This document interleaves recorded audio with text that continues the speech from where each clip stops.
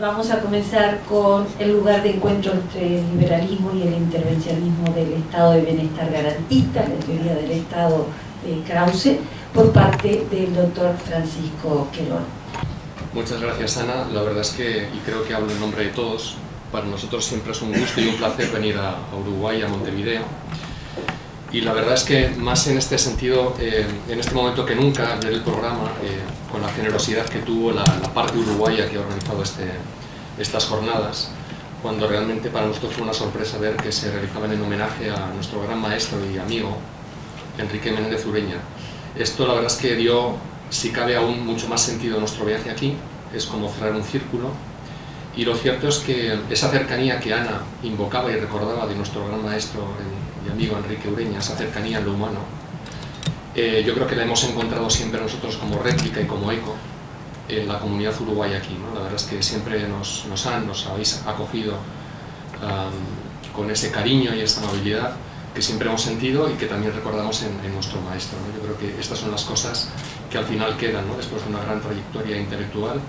Yo creo que detrás de esa gran trayectoria intelectual queda lo humano, que a fin de cuentas es lo que prevalece y lo que hace y lo que dota de autenticidad el trabajo de toda una vida, ¿no? Sin más, vamos a hablar de Krause, vamos a hablar de krausismo, vamos a hablar de teoría del derecho. Y lo cierto es que la filosofía del derecho y la filosofía política ocupan sin lugar a dudas un lugar destacado y relevante dentro del sistema de Krause, y constituyen un ejemplo significativo de la originalidad y peculiaridad de su pensamiento. Krause dedicó un número importante de sus trabajos a tratar con carácter exclusivo la cuestión de la fundamentación jurídica, una cuestión por la que se sintió atraído desde muy joven. Muestra de ello son las notas y comentarios que acerca del fundamento del derecho natural de Fichte escribiera en 1802 durante su época de estudiante en Jena. Estas reflexiones conservaban ya en germen muchas de las tesis genuinas de su doctrina jurídica que desarrollaría más tarde en escritos posteriores. Por ejemplo, el fundamento del derecho natural o compendio filosófico del ideal del derecho, que fue publicado en 1803 en Jena, es el primer acercamiento más o menos sistemático del filósofo sajón al ámbito de la discusión jurídica. El segundo volumen de este mismo compendio, que el autor asegura tener concluido en 1805, no vio la luz hasta una edición póstuma editada por Molat en 1890. Sin embargo, podemos decir que el desarrollo profundo de su filosofía del derecho no es sino el resultado de sus trabajos de madurez, un producto que se irá cuajando durante su estancia como profesor en Gotinga. Así pues, el compendio del sistema de la filosofía del derecho natural, publicado en 1828 en Gotinga como manual para sus clases, puede considerarse como la obra más significativa del pensamiento jurídico de Krause.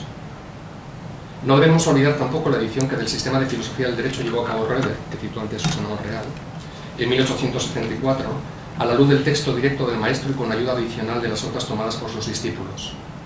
Este libro ha sido considerado por muchos como la más completa y exhaustiva edición del sistema de la filosofía del derecho. Ahora bien, la atención que el autor sajón dedicó al hecho jurídico no se circunscribe exclusivamente y solo a aquellos trabajos dedicados estrictamente a la filosofía del derecho o a la teoría del derecho, sino que está presente como reflexión a la base de un número importante de otras obras de distinto carácter y contenido. Su visión particular del derecho influirá pues decisivamente en su teoría del Estado y en su teoría de la sociedad. Su concepción de la política mundial, su concepción de la economía, su ética o su filosofía de la historia. Pero la filosofía del derecho no solo puede ser considerada como uno de los ámbitos más interesantes y atractivos del pensamiento de Krause. Su teoría jurídica y las conclusiones prácticas, políticas y sociales que ésta conlleva contribuyeron decisivamente a la difusión de las ideas de nuestro autor y a sentar las bases de la escuela krausista, tal y como nos comentaba también antes Susana. En este sentido, no es de extrañar que algunos de sus discípulos más cercanos y aquellos que más han ayudado a la transmisión de la doctrina krausista fueran juristas y se dedicaran con posterioridad de manera directa a la filosofía del derecho. Es el caso del propio Leonardi, quien estudió Derecho en Gotinga y ejerció como profesor en Heidelberg y en Praga, donde dictó frecuentemente clases sobre filosofía del derecho. Es el caso también de Arens, cuyo curso de Derecho Natural alcanzó un éxito sin precedentes y sirvió para introducir y dar a conocer las ideas de Krause en los países de habla románica. Es el caso de Roeder, quien se formó en leyes en Heidelberg y cuyos trabajos ayudaron de forma especial a divulgar las propuestas reformistas de su maestro en el ámbito, sobre todo, del derecho penal y de la teoría de la pena. El pensamiento jurídico de Krause, introducido a través de los estudios posteriores de sus discípulos, sirvió pues de correa de transmisión para un conocimiento más general de la obra del filósofo sajón en países como Bélgica, Italia, Grecia, España y sobre todo América Latina. Es cierto que la filosofía del derecho de Krause bebe de la tradición de los justnaturalismos racionalistas del siglo XVIII.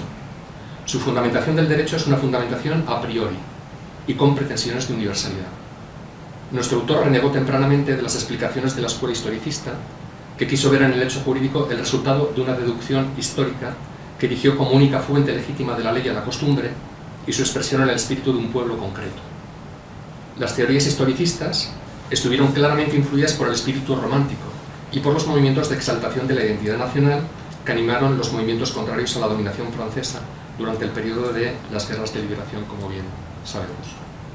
La oposición frontal, casi visceral, de esta escuela a la fundamentación universal del derecho está íntimamente ligada a su profundo rechazo por los principios de una ilustración francesa a la que habían estigmatizado como baluarte ideológico de la ocupación napoleónica.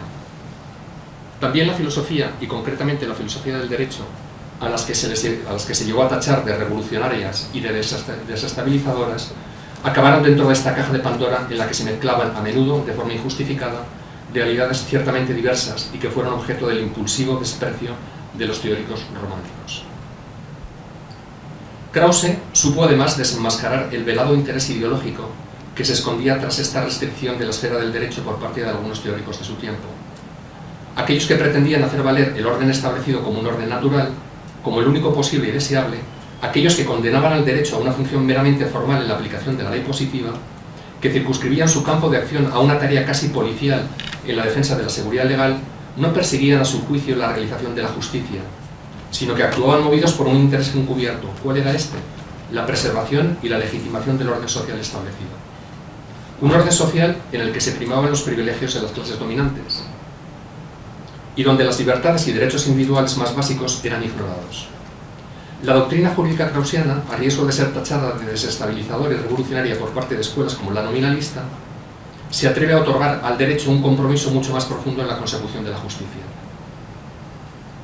El derecho no solamente deberá velar por la aplicación de la ley, deberá asumir la responsabilidad de cuestionarse acerca de la fundamentación jurídica de la ley, de preguntarse acerca de la legitimidad de la ley. Esta es la responsabilidad de la fundamentación, una tarea central de la filosofía del derecho que pone en evidencia las razones no solamente teóricas, sino sobre todo prácticas y sociales que movieron a Krause a defender la necesidad de esta disciplina y la obligación de una reflexión crítica. Nuestro autor todavía irá más lejos en su novedosa y original interpretación del derecho jurídico al atribuir al derecho una competencia asistencial que le sitúa, tal y como se demuestra a lo largo de nuestra investigación, en los aledaños de lo que hoy entendemos como el Estado social de derecho. Su preocupación y su compromiso social le llevaron a desechar, ya desde sus obras de juventud, los planteamientos minimalistas, negativos y restrictivos que del derecho ensayaron las explicaciones formalistas de su tiempo. Krause vuelve a esperar de la esfera legal mucho más de lo que lo hicieron sus coetáneos.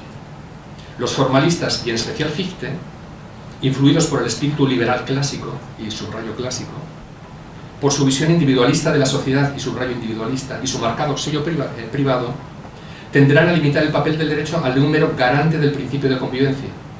Para estos autores, las leyes no tienen otro cometido que el de definir un marco formal de respeto para las libertades particulares de los individuos y hacerlo valer. La teoría jurídica kraussiana se mostrará, como no es difícil de comprender, insatisfecha con esta explicación. Afirmar formalmente que todo hombre es libre, reconocer sus derechos solo potencialmente, hacer de la ley un mero árbitro de la convivencia y el orden públicos, acaba por ser a todas luces insuficiente. Krause impone a la esfera de la legalidad una tarea asistencial, claramente más comprometida, más positiva y afirmativa que las propuestas hechas por los formalistas. La ley adquiere en su sistema la responsabilidad de establecer las condiciones de posibilidad para que los derechos y libertades del individuo no solo se suman formal y potencialmente, sino para que estos se verifiquen realmente. De nada sirve, advertirá incansablemente nuestro autor a lo largo de sus trabajos, aceptar la libertad e igualdad de todos los hombres si no se dan las condiciones necesarias para que estos puedan ejercer plenamente su libertad, si no se asegura una igualdad de oportunidades real entre ellos. La teoría kraussiana asegura una igualdad de oportunidades inusual en su época. Y Krause supo ver con una clarividencia inusual, y adelantándose a lo que hoy en día son los supuestos generalmente aceptados en todos los estados sociales de derecho, la inevitable intervención asistencial del Estado, y aún más el papel regulador del derecho ante las desigualdades y los desequilibrios individuales como única garantía en la consecución real de unos derechos y unas libertades ciudadanas. En este aspecto, el pensamiento del maestro de Dresden se acerca sorprendentemente a las reivindicaciones contemporáneas en favor de los llamados derechos económicos, sociales y culturales, los llamados derechos de tercera generación. Unos derechos que son tan legítimos como lo pueden ser los derechos civiles o políticos, que son tan fundamentales que en ocasiones y en especial para aquellos estratos sociales más desfavorecidos, son incluso condición de posibilidad para poder disfrutar de sus derechos civiles y también políticos. Nuestro autor vuelve a desenmascarar con sus propuestas otra de las manipulaciones ideológicas típicas de su tiempo, la de aquel liberalismo que él mismo no dudó en tachar de falso e interesado. Bajo un supuesto de no injerencia estatal, de respeto por las libertades particulares, el lema liberal típico del laissez-faire, laissez-passer, no hacía en su opinión sino encubrir y legitimar un orden social que era claramente injusto. En una sociedad en la que impera la desigualdad y la injusticia, afirmar solo formalmente la libertad y los derechos del ser humano y abstenerse de intervenir asistencialmente para garantizarlos es muestra de una clara irresponsabilidad jurídica y política. Ya lo hemos señalado al inicio de la intervención, la apuesta decidida del maestro por una fundamentación universal del derecho enmarca su pensamiento jurídico dentro de la tradición justnaturalista. Ahora bien, su justnaturalismo es, tal y como a mí me gusta definirlo de forma provocativa quizás, un justnaturalismo comprometido. Comprometido con la realidad y circunstancias que rodean y condicionan el desarrollo del ideal del derecho en la vida. Sin dejar de defender la necesidad de una fundamentación universal, Krause no perderá de vista la importancia del componente particular en la defensa de los derechos del individuo. El principio universal garantiza la igualdad de todos los hombres ante la ley. Sin embargo, el derecho aceptará en el sistema de Krause un reto de una importancia relevante desde el punto de vista legal, a saber, dar una respuesta cumplida a aquellas necesidades jurídicas concretas que se deducen de las diferencias existentes entre unos hombres y otros. Asumir este reto permitirá acercar considerablemente el derecho a la vida de los individuos. Permitirá que la ley pueda asistir más eficazmente a los ciudadanos, tomando en consideración las circunstancias personales que acontecen en cada caso. Aplicar el derecho indiscriminadamente y por igual a todos los individuos, dirá nuestro autor con uno de esos símiles a los que nos tiene acostumbrados, es como pretender que un niño necesita la misma cantidad de alimento que un adulto. La atención jurídica a las especificidades particulares y las diferencias individuales propugnadas por Krause hace casi 2 siglos adquieren un referendo significativo en la defensa contemporánea de lo que se dan llamar los derechos de cuarta generación. ¿Qué entendemos por derechos de cuarta generación? Bueno, pues aquellos derechos que responden a un claro proceso de especificación. Unos derechos cuyo sujeto y objeto son determinados grupos de individuos que por razones culturales, económicas, sociales, físicas o psíquicas se encuentran en situación de desigualdad frente a otros. La especificación jurídica que aquí se lleva a cabo no supone un desprecio hacia los principios de igualdad universal propugnados desde las doctrinas justnaturalistas que hemos visto al principio, sino una apuesta decidida por los derechos de los que necesitan de una protección especial para poder disfrutar de una igualdad de oportunidades real. Para estos derechos, la declaración de igualdad y universalidad no es el punto de partida, como lo puede ser en el caso de los derechos del hombre, sino un fin a alcanzar, un objetivo para el que el Estado deberá trabajar a través de una clara labor asistencial. En este sentido, nuestro autor desarrollará de manera precursora para su tiempo una serie de derechos particulares que llaman la atención por su compromiso social y por su carácter progresista, algo que contrasta abiertamente con las tesis conservadoras y restrictivas habituales en su época. Reivindicará, por tanto, a los niños como verdaderos sujetos de derecho y propondrá una serie de medidas legales en favor de la protección jurídica del menor y de la infancia. Defenderá abiertamente la igualdad jurídica de la mujer e implicará asistencialmente al Estado en la lucha por vencer las trabas sociales, políticas y legales que impedían una participación real y activa de la mujer en la sociedad. Propondrá iniciativas legales de protección en favor de la tercera edad. Planteará la necesidad de garantizar la igualdad de oportunidades para aquellas personas que sufren algún tipo de minusvalía o discapacidad y mejorar los mecanismos para su inserción social y laboral. Algunas de estas propuestas no son solamente sorprendentes e innovadoras para su tiempo, sino que continúan siendo avanzadas incluso en la actualidad. Como apuntamos al inicio de nuestra exposición, la defensa de una fundamentación universal del derecho que lleva a cabo Krause tiene importantes consecuencias, no solo teóricas, sino también prácticas para el desarrollo posterior de su pensamiento jurídico. Cuando ahora en 2018 se acaban de cumplir ya los 70 años de la Declaración Universal de los Derechos Humanos aprobada por la Asamblea General de Naciones Unidas, las tesis del autor sajón cobran hoy más que nunca vigencia y significación.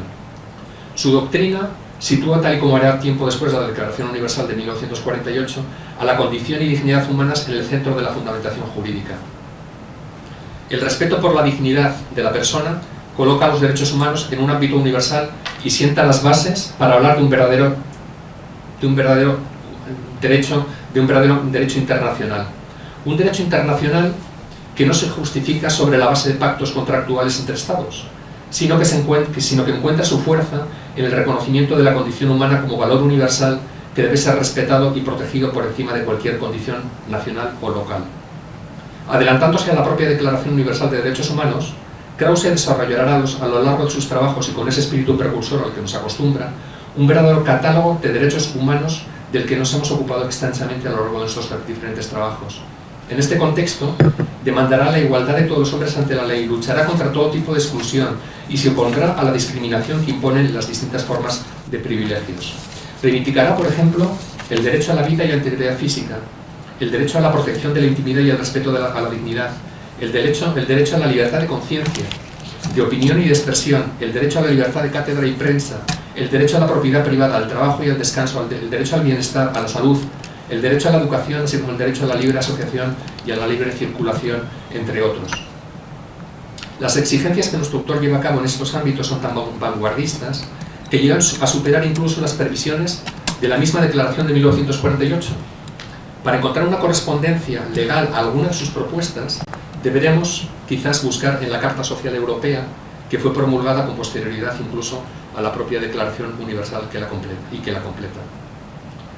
Pero si en algo resulta precursora la interpretación kraussiana de los derechos humanos es en el hecho de que reivindica la legitimidad de elevar los derechos humanos al rango de derechos fundamentales. Y de esto ya hemos escuchado algo aquí en esta sesión.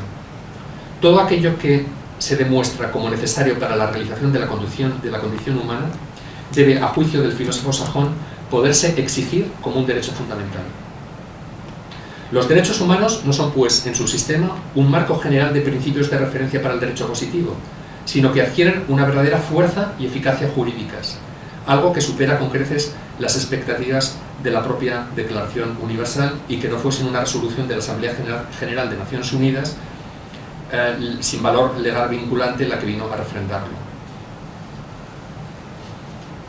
El pensamiento de nuestro autor rompe, como hemos tenido ocasión de comprobar, buena parte de los moldes habituales de su época en su sorprendente interpretación de los límites de la esfera jurídica y del papel que reserva al ámbito de la ley y también del Estado. El derecho como condición de posibilidad para la realización de la condición humana se hace multiabarcante y está como condición de posibilidad a la base de cualquier aspecto de lo humano. Este carácter multiabarcante de lo jurídico en Krause ha sido criticado duramente por algunos de sus estudiosos y representa quizás uno de los riesgos más claros a los que conduce su teoría del derecho. Un riesgo del que, sin embargo, adolece también el estado de bienestar en las democracias occidentales contemporáneas. Las expectativas y el nivel de exigencia de los ciudadanos respecto del Estado claramente han aumentado en las últimas décadas y en contrapartida el Estado exige cada vez más y más de los ciudadanos. Se hace más presente y legitima su mayor injerencia en la esfera de la autodeterminación individual. A lo largo de nuestra investigación sobre el autor nos hemos ocupado de revisar en profundidad la particular visión kraussiana acerca de esta actual cuestión. Una cuestión que no aborda sino el problema de la relación entre individuo y Estado, que es un tema, por supuesto, fundamental actualmente en la discusión de teoría del derecho y teoría política y que articula toda la teoría política también de Krause. La esfera jurídica y política debe tener para Krause una labor claramente asistencial y regulativa, y tiene que garantizar la igualdad de oportunidades. El Estado debe promover y asistir a los diferentes organismos y estructuras que conforman la sociedad junto a sus individuos, en el desarrollo de sus derechos y particularidades, todos ellos están legitimados a exigir a la administración pública esta asistencia. Sin embargo, Krause, esto es importante subrayarlo, huye del riesgo al que se ven confrontados los estados de derecho modernos, la sobrecarga del Estado y un aumento desmedido en el nivel de exigencia y dependencia ciudadana. La sociedad y cada uno de sus organismos intermedios deben preservar su independencia respecto del Estado. Es decir, el Estado debe estar asistencialmente a la base de la estructura social, pero no es ni puede ser todo. Eso quiero subrayarlo y dejarlo claro. Y es que la visión precursora de Krause se hace especialmente evidente en su filosofía jurídico-política y en su inteligente concepción de las relaciones entre el individuo y el Estado, así como en su teoría de la sociedad. Considerado por muchos como uno de los pioneros de la teoría social, supo desarrollar lo que podemos definir como tercera vía, alcanzando un compromiso entre lo público y lo privado, entre el liberalismo ultranza del laissez-faire y el paternalismo estatal intervencionista. Ciertamente, es innegable que la argumentación de Krause hace saltar la gruesa barrera que separaba las esferas de la moral y la legalidad. Para los formalistas, el sello distintivo de lo jurídico era su carácter coercitivo frente al carácter autónomo de la moral. El derecho debía limitarse a establecer los márgenes de lo permitido, a evitar que estos márgenes fueran superados y a castigar su infracción. La legalidad quedaba resumida, por tanto, a una aplicación de la ley, y la ley se reducía al respeto recíproco de las esferas de las libertades particulares. El Estado exige del individuo que no infrinja los límites de lo legal, pero no puede obligarse a que quiera de forma autónoma la ley. La explicación desarrollada por Krause es mucho más complicada. Por un lado, el Estado no circunscribe su actuación a una aplicación de la ley, a una actividad policial, sino que debe crear las condiciones de posibilidad para que el derecho se realice.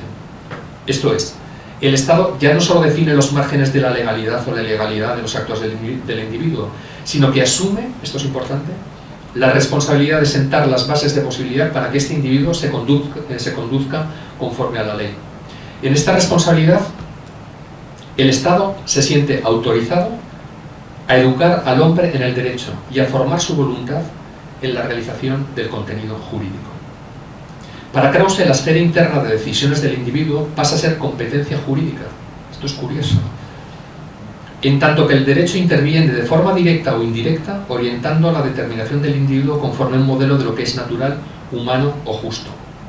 Sin lugar a dudas, esta explicación hace difícil distinguir con precisión qué es lo que pertenece al ámbito de la autodeterminación del individuo, qué se debe dejar a la esfera autónoma de la moral y qué pertenece a la legalidad, qué puede y debe ser exigido jurídicamente. No es pues de extrañar que gran parte de los estudiosos de su obra, probablemente todavía influidos por una explicación formalista del derecho, se sintieran claramente inseguros ante esta nueva dimensión que cobraba la esfera de la legalidad. Sin embargo, la realidad a la que el Estado social del derecho nos tiene acostumbrados se acerca mucho más al modelo propuesto por Krause que al de los formalistas. La ampliación de la esfera jurídica se ha dado en dos direcciones complementarias. Por un lado, el ciudadano exige más prestaciones sociales por parte del Estado. Por otro, la intervención legal en la esfera de las decisiones personales del individuo se hace cada vez más intensa por parte del Estado. El Estado acepta la obligación de establecer todas aquellas condiciones de posibilidad que el sujeto necesita para poder desarrollar su condición humana y al tiempo se confiere el derecho a incidir jurídicamente para que esta condición humana se verifique realmente. El hecho de que la abarcabilidad de la legalidad se haya ampliado de forma considerable y de que tanto la argumentación de Krause como en algunas de las legislaciones contemporáneas comprobemos que el Estado se pronuncia y hace jurídicamente normativos muchos hechos, comportamientos o actitudes que antes solamente competían al plano de lo moral, a la esfera de la autodeterminación, no quiere decir que ambas disciplinas se confundan entre sí, sino que el Estado, en su responsabilidad de hacer que la materia del derecho se realice, se hace más presente y dirige u orienta con sus intervenciones legales lo que para otros teóricos debería ser tan solo el objeto de las decisiones personales del individuo. Pero además, seguimos profundizando, el Estado en el sistema de Krause asume responsabilidades como las de la salud pública, la seguridad ciudadana, laboral o vial, el bienestar social, etc. Es que es realmente muy curioso. Estas prestaciones estatales, que superan con creces el mínimo liberal de asegurar las libertades particulares, se ven enfrentadas en muchos casos con la reivindicación ciudadana del derecho a la autodeterminación. Lo jurídico no solo establece la condición de posibilidad necesaria para que el hombre se realice como hombre, sino que exige que éste se realice como tal. De hecho, lo que fundamenta toda reivindicación del individuo, aquello que lo legitima como sujeto jurídico, no es otra cosa que la necesidad de su condición humana. En este sentido, no solo es el ciudadano quien tiene derecho a que el Estado vele por su seguridad y su salud, por ejemplo, sino que es el mismo Estado quien también tiene el derecho a exigir del individuo que observe las normas necesarias para preservar su salud y su seguridad. En última instancia, las prestaciones sociales del Estado no responden a la reivindicación individual del ciudadano, sino a la necesidad de que el contenido que se realiza, es decir, la dignidad y condición humana, sean y se realicen como fin jurídico. Hacer posible la igualdad social que permita a cada hombre disfrutar de sus derechos es una tarea a la que están llamados todos los individuos. La solidaridad, esto me gustaría subrayarlo, como obligación jurídica, es una de las tesis del pensamiento de nuestro autor que tendrá mayor trascendencia práctica.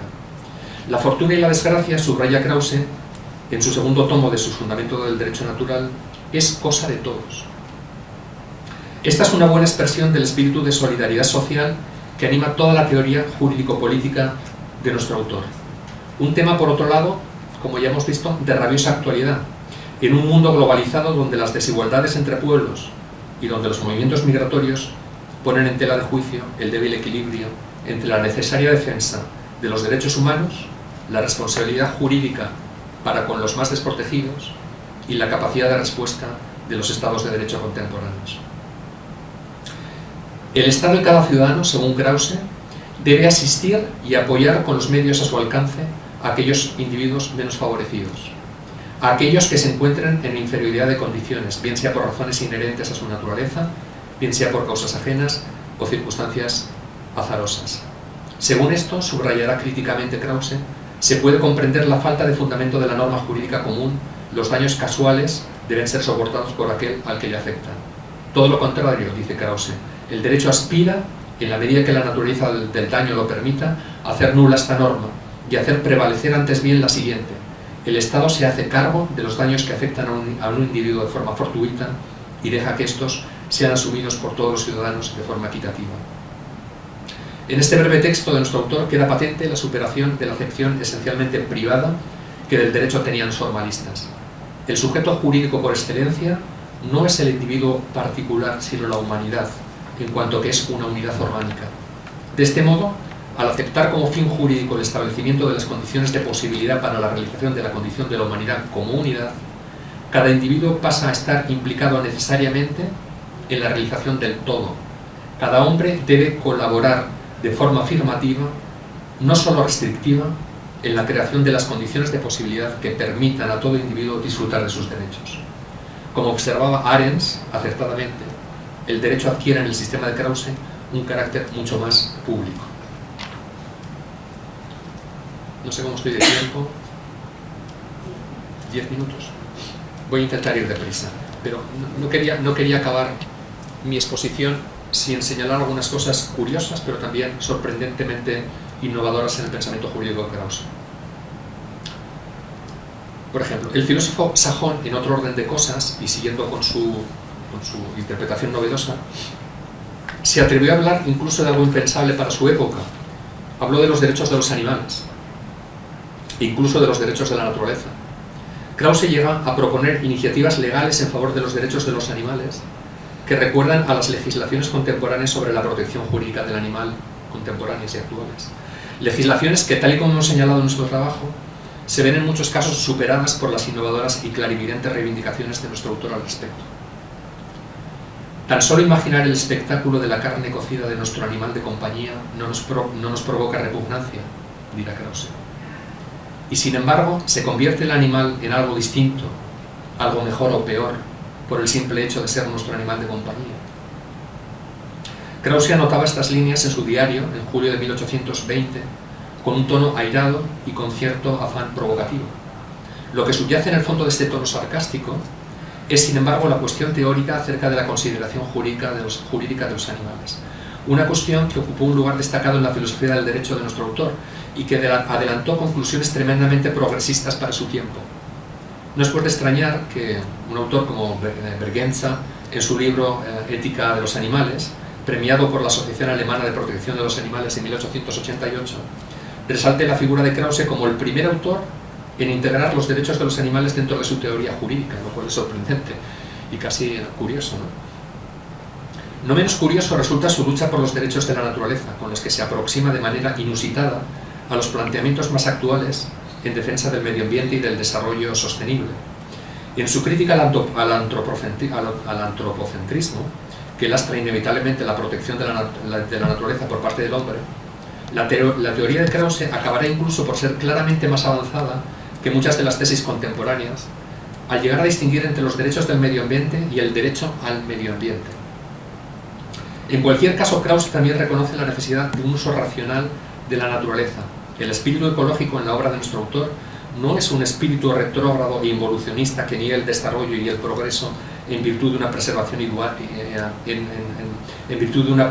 ideal y casi romántica de la naturaleza. Ya en su primer volumen del Fundamento del Derecho Natural, nuestro autor hará explícita la necesidad y el derecho de los hombres, por supuesto, a servirse de la naturaleza como condición para desarrollarse como hombres.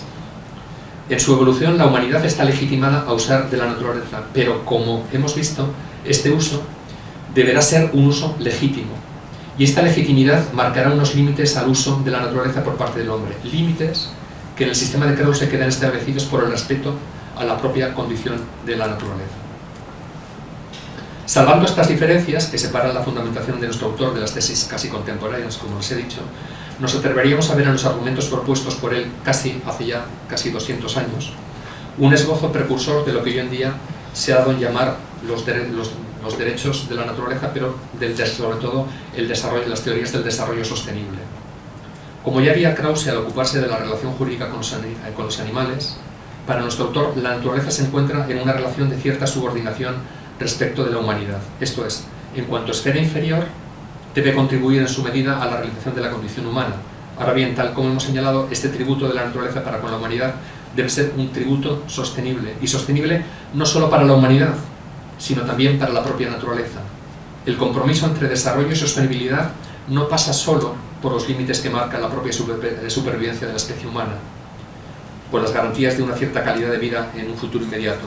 En la teoría de Krause, y esto es interesante, este compromiso vuelve la vista hacia la sostenibilidad de la propia naturaleza como sujeto, no como objeto, como fin en sí misma y no como medio para asegurar las condiciones de posibilidad de la propia humanidad. Y para ir terminando, y en un momento en el que en Europa y en el mundo en general se están poniendo en duda proyectos como el de la propia Unión Europea, en un momento en el que los movimientos populistas de renacionalización están cuestionando los modelos de colaboración supranacionales, no quiero dar por concluido este somero repaso a las tesis jurídico-políticas de Krause, sin mencionar brevemente su proyecto de integración europea. Un proyecto tremendamente contemporáneo, a pesar de los años ya transcurridos, y de cuya actualidad queremos hacernos eco.